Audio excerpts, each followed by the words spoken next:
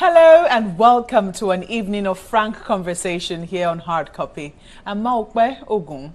In November this year, the Niger Delta Avengers threatened to resume attacks on oil installations in the Niger Delta, citing what they termed the failed promises and a lack of sincerity on the part of the federal government.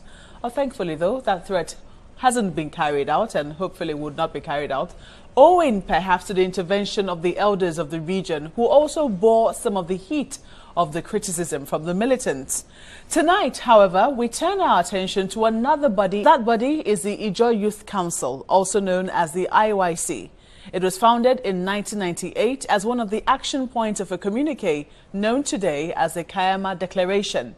Well, my guest tonight is Alfred Kemepado, the Secretary General of the IYC and Senior Special Assistant to Governor Dickson of Bayelsa State on Public Affairs. Well, Alfred Kemepado, you're welcome to Hard Copy.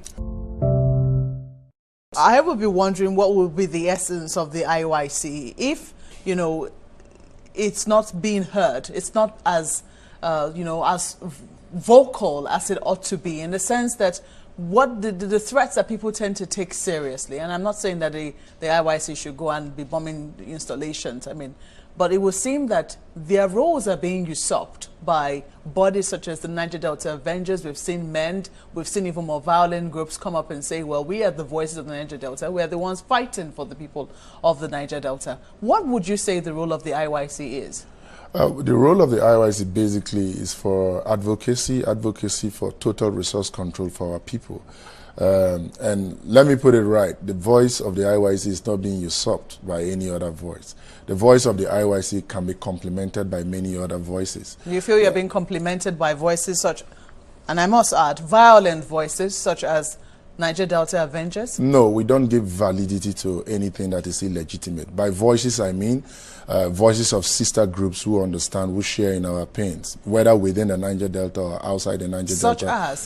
Such as maybe even the Arewa Consultative Forum, such as NGOs like whatever people represent. I may not be able to call one or two here, such as ERA, the environmental rights groups and others. So our voices are not usurped. Our voices can be complemented, even by ethnic nationalities within the region, such as our brothers from Ishekiri, Yoruba, and others, and outside it. So it's not totally usurped. But basically, what you need to understand is that in the course of doing what we are doing, like you rightly asked, our duty is to advocate resource control, justice for the Niger Delta, and equity for the Niger Delta, and that we will do legitimately and seriously and probably firmly. How firm has your voice been in calls such as, or in conflict situations or potential conflict situation like we see with the siting of the Niger Delta University? We see that battle sometimes between the Ijaws and the Shakiris,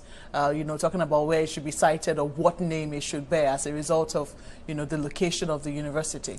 I think that is not even a problem. It's just a recent hype that has come up. I heard it somewhere. But basically, what the federal government needs to understand, what the federal government needs to understand is that if there is any region that needs facilities like the university in Okerenkoko, is the Niger Delta region. Here we are complaining about vices in the Niger Delta, and yet you are approbating and reprobating yourself by saying institutions like the Okerenkoko University is not giving the full support that is needed for it to come up. See, Mark, if there is one thing that is needed and that should be promoted in the Niger Delta, it's education. Look at what is going on in Bayelsa in the Ijaw National Academy, where 1,000 students are housed, being fed for free, medicals for free. They have a British principal for free, their books are free. And more of that should be encouraged in the Niger Delta. Education and more education.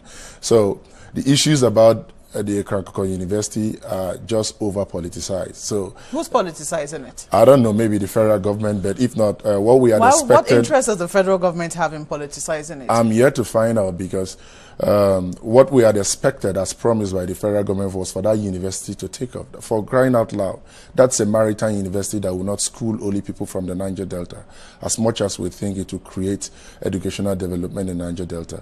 Maupe can school there. As sisters are brothers, people from every other place can go there and school. I'm curious though. When you begin to see, and this is not the first time, when we begin to see factionalization, and sometimes these threats are real, they when you're supposed to see unity of purpose in a cause, we have seen fightings between Niger Delta communities, and you look very surprised. Is that a new thing to you? No, it's not a new thing to me. And why do you think it's so difficult for communities in the Niger Delta to come together and, you know, seek a common or forge a common front? In the example you have just stated there is no disunity with respect to the siting of the university in the Niger Delta.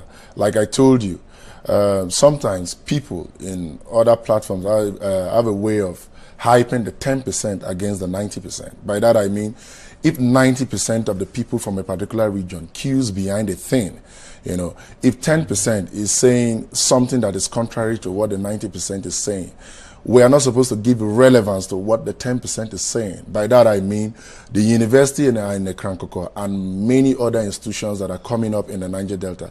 It's a welcome development that all Niger Deltans are happy about. Both the Ijaws are happy about it, the Shekris are happy about it. As a matter of fact, we want that to be completed so that other institutions can also come up in the Niger Delta and make it an educational beehive. So I will want to beg that not you particularly, but let quarters not give hype to the 10% distractive voice and not listen to the 90% voice that says this is the way forward. And I think over 90% of us are in support of that. And that includes Ijaws, Shekiris, Urobos, and other people living in the Niger Delta. I'm curious, there's a development now in the Niger Delta called monetization of agitations. Have you heard of it? I mean, the fact that groups will come up, claim that they're agitating for a group of people or they're fighting for a common cause, and in the moment they're settled, in quote, you know, all the agitation seems to die out. We've seen that with the amnesty program, you know, instituted by the government of President Yeredua, and then we saw that subsequently, you know, continue with the warlords being granted amnesty and in many instances settled with contracts, and then that's it.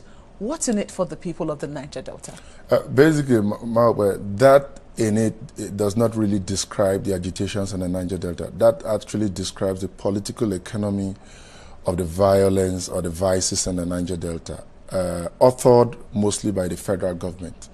Maupe, by the federal government? By the federal government of Nigeria and their allies, who are mostly in the IOCs and those in the cabals. Not by the lack of discipline on the part of those who are agitating? No. Let me give you an example, Maupe.